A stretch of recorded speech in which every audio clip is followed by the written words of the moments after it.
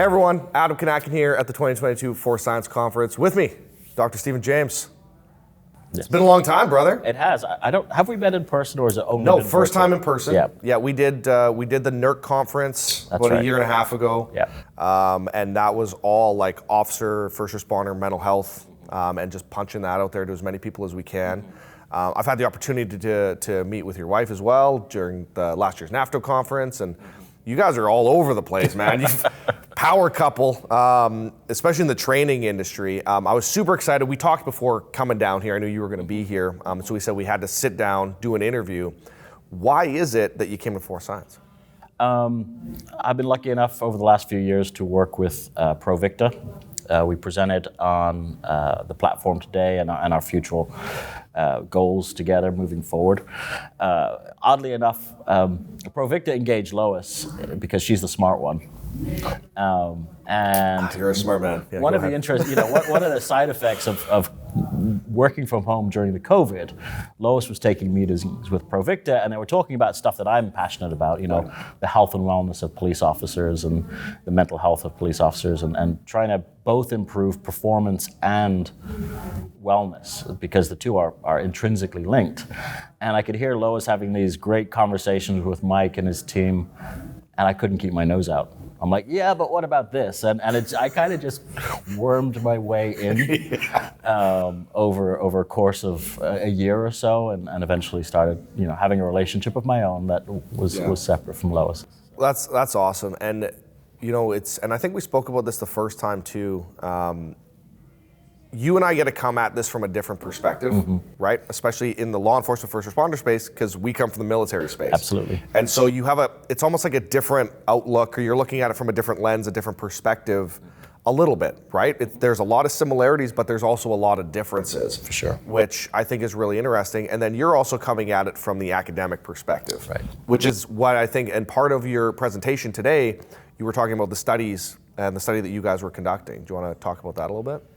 So the study that Lois conducted with ProVicta was great, looking at how we could identify an individualized stress index for officers and relate that to their performance in encounters with the public.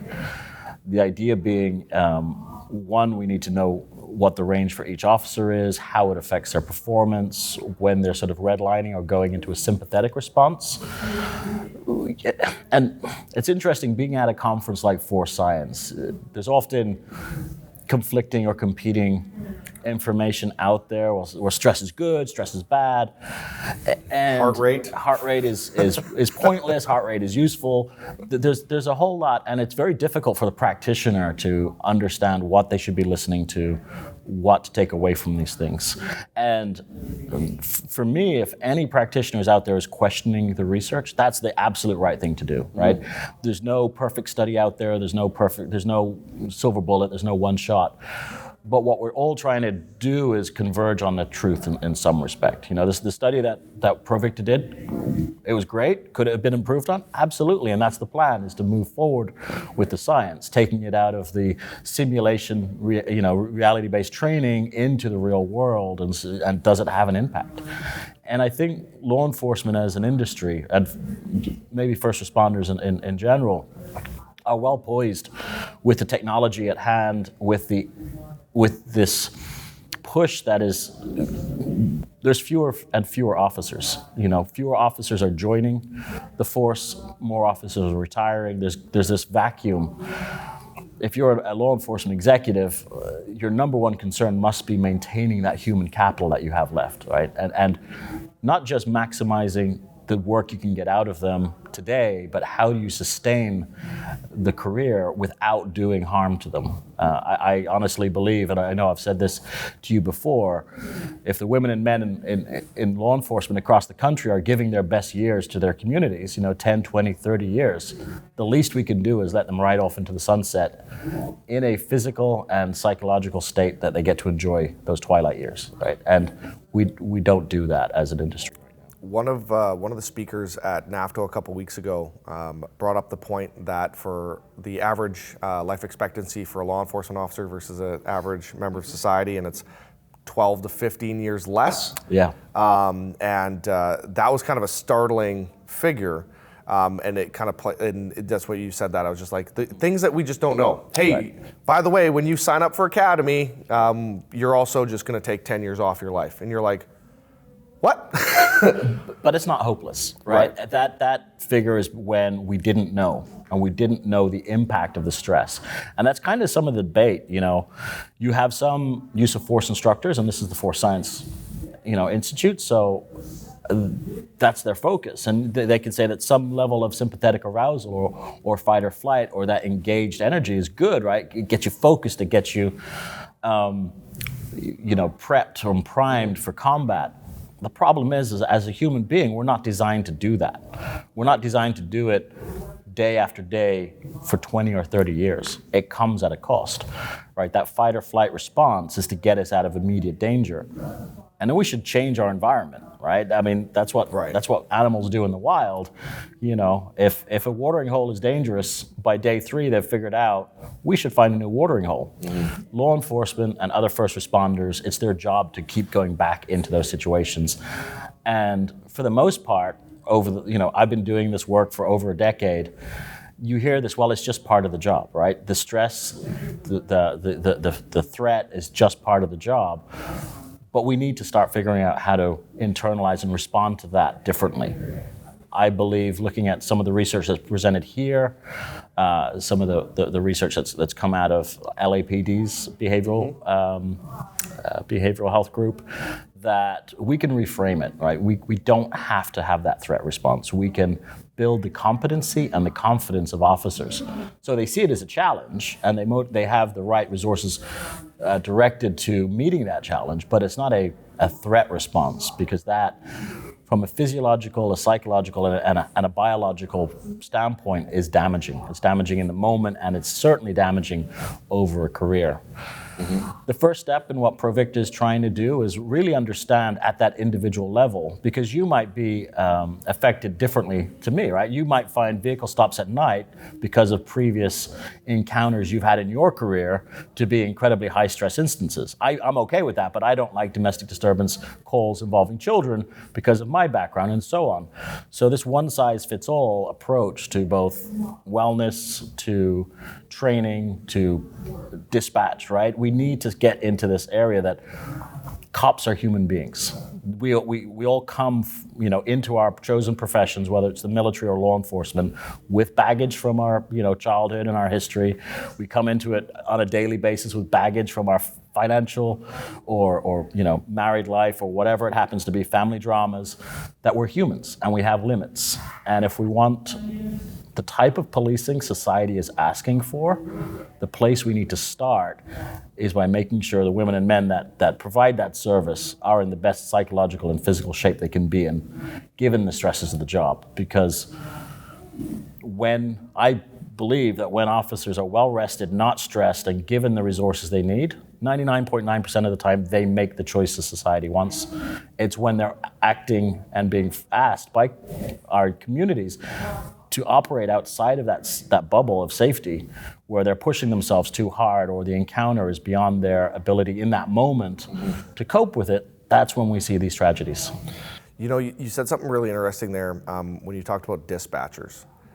I would be very interested, and because this came up very recently in my personal life, I have a family member who started working private security, and their post is actually at an RCMP detachment, and their desk is literally right connected to where the call takers are, the dispatchers are.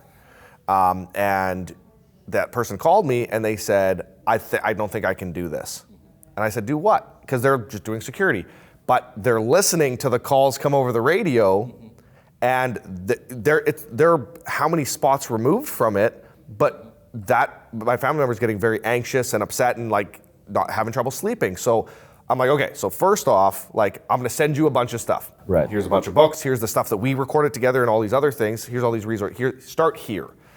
But it would be very interesting to see the correlation between, say, for example, you have an officer on a call and getting the biometrics of the officer on a call and the corresponding biometrics of that dispatcher who's taking that call. Right. Because I'm guessing, and please tell me if I'm wrong, but my guess is we're going to see similarities in stress response to the dispatcher as the officer that is actually on scene. Absolutely, and an added difficulty for the dispatcher is they normally don't get to see the resolution of that call, right? It's fire and forget. They send the officer, the officer closes the call. They don't really know in any great detail how that person or that community member, if how that call for help was answered. Like, did they get the support they needed? What's interesting in a more general sense is the technology that's being introduced into the law enforcement workplace over the last 20 or 30 years has had very little understanding of the human element of the job. And what I mean by that is, we introduced computer-aided dispatch and then the MDTs, the MDCs, the laptops in the patrol cars. All 50 states have distracted driving laws because we know that when you're distracted, especially by a text-based communication, it's incredibly bad for your driving performance, and it's the number one contributor to road traffic collisions. But it's okay for cops to have them. Number one complaint from civilian friends. I can't drive with my phone, but I see Buddy in his PC driving, phone, laptop. Right. And they're like, what the hell? So, and law enforcement, for the most part, don't get any extra training. And to be honest, training isn't the issue because there's simple physical and psychological limitations to what humans can do. When we start looking at sort of the way that policing operations and strategy goes, when it comes to like computer-aided dispatch and so on, there's no real concern by the dispatcher. Concern is the wrong word, but understanding of the psychological or physical stress that the officer's been on, right? They're going from call to call, and especially in any large jurisdiction now that is really struggling to staff their agencies. Officers are being, and because of the nature of the job, they're tending to go to more critical incidences more often, right? Because they don't have the bandwidth to do the lesser calls. So it's not just going from call to call to call. There's no soft calls anymore, right? It's all the critical calls they're going to. And there's no insight by the dispatcher, well, how much stress has this officer been under? I just see this as a elastic band waiting to snap across the nation because humans can only take so much. There are some, and the reason I went down this rabbit hole is from what you're talking about. There's even sort of moves to try and help, like live 911, where the officer in the patrol vehicle can hear the 911 call. It's being implemented, but we don't know what it's going to do. I could posit two hypotheses, right? One, they get to hear more context of the call because they're hearing the conversation between the call taker and the community member calling. So they're better informed, so they might have better performance at the call. The other thing is they're hearing the emotion of the call taker, their stress goes up. Either situation could be equally true, we don't know. So I think we need to do more work in understanding the impact of technology on the human being that is responding to that call or taking the call. And I think we quite often forget that the criminal justice system is made up of real people with real limitations. What? Now, it's true. They're not robots? No. Oh, I've been misinformed. Right, and that's we hear all of these things about, well, it's a failure of policy. It's a failure of this, a failure of training. I'm like, but there's also only so much we can expect. You and I know that. I don't know about the U.S. military, but back home with the British Army, we trained for 6 months for a 9-month deployment, then had 3 months, recovery time, and then we trained for 6 months for a 9-month deployment. Law enforcement trained for 4 to 6 months for a 30-year deployment, and that is crazy, right? There's no recovery time, if that. Yeah. There's no recovery time, there's no downtime, there's no decompression. When I got back from Afghanistan, they didn't let us go home. They sent us to Cyprus, to an island for 5 days to sit on the beach and kind of just decompress before we meet our families. That considerably reduced the amount of DUIs, domestic disturbances within our units, right?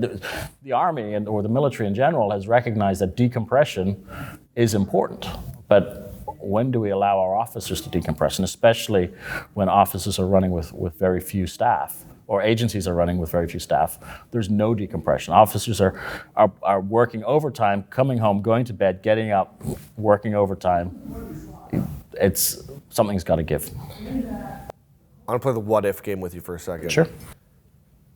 If I could wave a magic wand and say, like, we can conduct any study right now, what would that look like for you? Would we take thousands of officers and put biometrics on them and record all of that for an extended period of time? Like, what is the next step? What do you think is the next logical step that we could do to get you the information that we need to start making these informed decisions? I think the number one thing we need to do isn't really a study. And I testified a year, maybe 2 years ago, to the Little Hoover Commission, which is a state commission in California that has oversight of other state commissions, and they were reviewing California Post. And they asked me a similar question: what's the one recommendation you would make? And for me, it's creating a protected environment for the data that we collect on law enforcement, whether or not it's training or biological or physiological data. So often now we don't collect training data. We don't collect data at the individual officer because we're worried about it coming back and being used against them in litigation, both civil and criminal.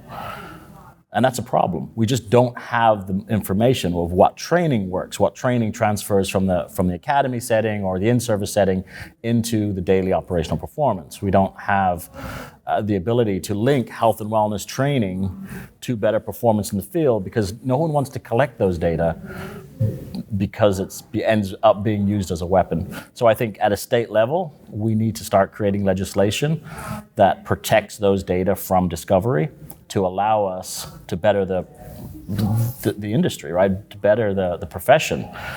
No other profession fears its own data, right? The way that law enforcement do. Medical, not malpractice, but preventable medical errors, right? That's a thing. People die in hospitals, but hospitals collect those data and they try and change the processes to prevent that from happening again. We don't have that kind of data set where we can collect the data, whether or not it's the monitoring, the biophysical monitoring that Provicta is trying to do. We'll find ways to protect it, right? We'll go through things like HIPAA and other mechanisms to protect it. And in the research setting, we can protect it because we have things like the Crime Control Act of 1965, which will protect the data that's funded by the DOJ from subpoena and so on. So there are ways to do it, but it's difficult to do for business as usual, right? And it's more difficult than it should be. Yeah, and if we want to learn and grow, right? I hear things like just 2 doors down from us, right, is a Virtua simulator, right? And many agencies I work with, they won't turn on the save function on their simulators because they don't ever want someone to go, give me your training records. I want to see how that officer performed in that simulation, because that's going to be indicative of what they did in the field. So of course it was, the error in the field is a pattern of behavior, because if training isn't the place that we can make errors and learn from them, where is, right? So for me, I think once we have those types of protections, we can start doing the research that's needed to move the profession forward, both from a performance point of view, but equally and interlinked in health and wellness, right? Because, like I said, I honestly believed when we have cops that are not stressed, are well rested, believe in their mission, they're the type of cops that society's asking for. We don't need to get new cops. We just need to treat the ones we have the way they should be treated. Well, I'm going to leave that there, brother. I think that's very well said, and I'm excited to be able to support what you're doing and the entire team. Everything that you guys are putting together is phenomenal. So I'm excited to jump in the waters with you guys and help you out as best we can. And if you want to check out more about what Steven's doing, again, links, everything's going to be below the video. So thank you, brother. Appreciate it. Thanks, Adam.